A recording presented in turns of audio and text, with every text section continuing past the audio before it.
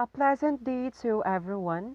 I am Rafaela Chamiliagas, a BPED second year student, and today I will be discussing to you the Code of Ethics, Rights and Privileges for Professional Teachers. So first, let us explain the preamble and the Article 1 of the Code of Ethics for Teachers. Let's proceed for the preamble. So when we talk about preamble, these are the teachers that are duly licensed professionals, and they themselves possess dignity and reputations. Teachers, as a part of the community, must serve as a role model. In the Article 1 of the Code of Ethics, it covers all public and private schools teachers from preschool to secondary levels, and this only includes supervisory and administrative functions in all schools. Now let's define how professional teachers should relate to the state, community, parents, and all education stakeholders. First, let's proceed and talk about how professional teachers relates to the state.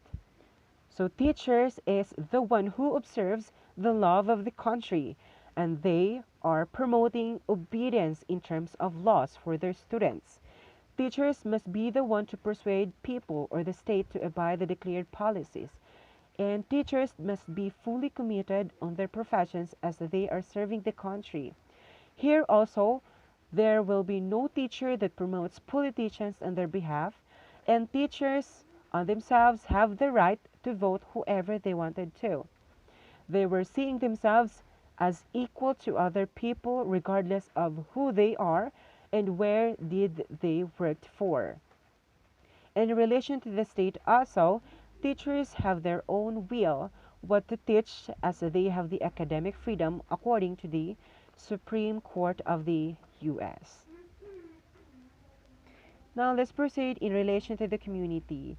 The teacher is a facilitator here and the ones that serves as a guide.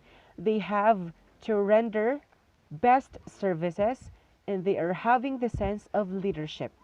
As a teacher, they shall behave with honor and dignity. Teachers must also prevent disrespectful activities such as gambling, smoking, or even drinking alcohols, especially when you are a licensed teacher. And among of the teachers, there would be under the role of a guidance counselor or providing ethical services towards your students. And professional teachers must have a harmonious relationship towards other profession. Becoming a teacher, you don't have to convince your students what religion to choose. In relation to the parents, teachers are not only concerned with the students but also the parents of the students.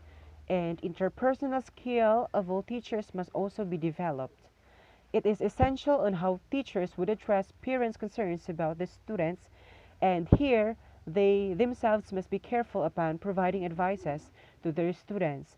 And teachers also must not be biased at all.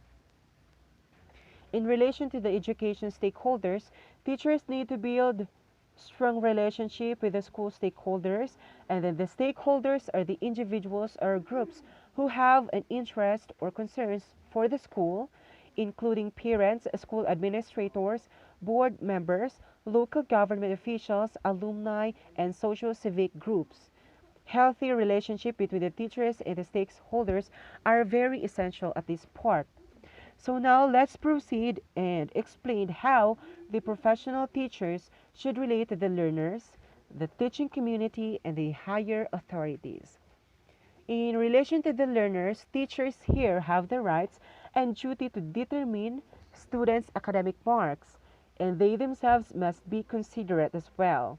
Teachers shall give an immediate judgment, so they are not allowed to have an immediate judgment from both sides. So teachers shall not accepting gifts when there are requests in return, and they shall provide tutorial services. They can yes surely provide tutorial services. It should be on academic performances once teacher evaluate the learners, and subsequent love or mutual attractions between students and teachers must be refrained. They are not allowed to punish students physically, and they must maximize the potential of their students.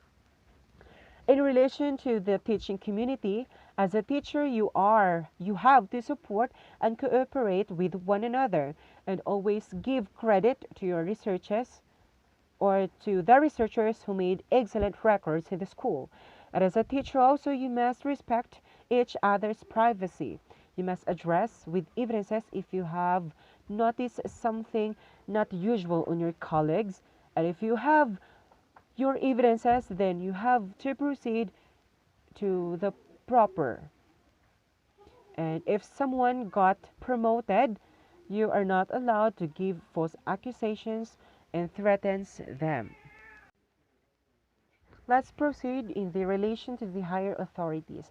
So if you applied in the Catholic school, you must abide the certain rules. Yes, that's perhaps something happens when you're applying in Catholic schools.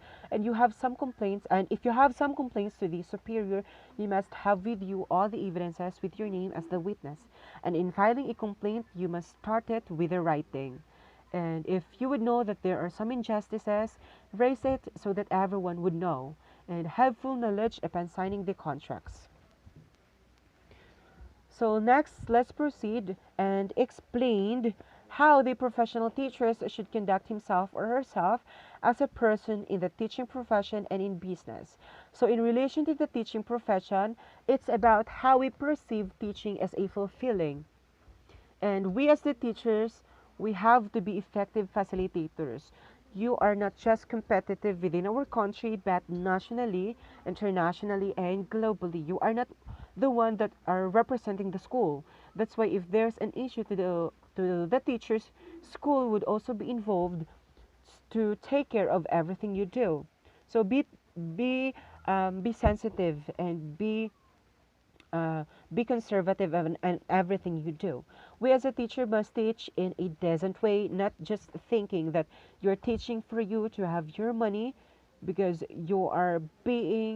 um, you're being paid off, but it's a choice. Next, in relation to the business, have a prioritizations on your profession as a teacher rather than being fully focused on your business. And also be mindful with all your loans and paid it. Must not have connection with the publishing houses unless you were asked to do. So lastly, we have to discuss the rights and privileges of teachers in the Philippines. So first, we have here persons in authority. Second, the study leave.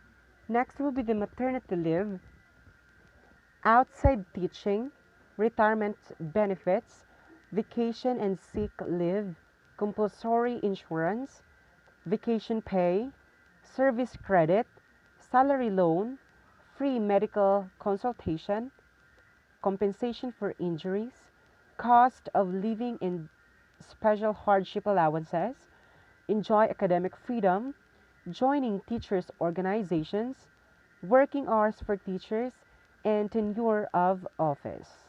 So here's the references that I was using. I hope everything are all clear. God bless and stay safe.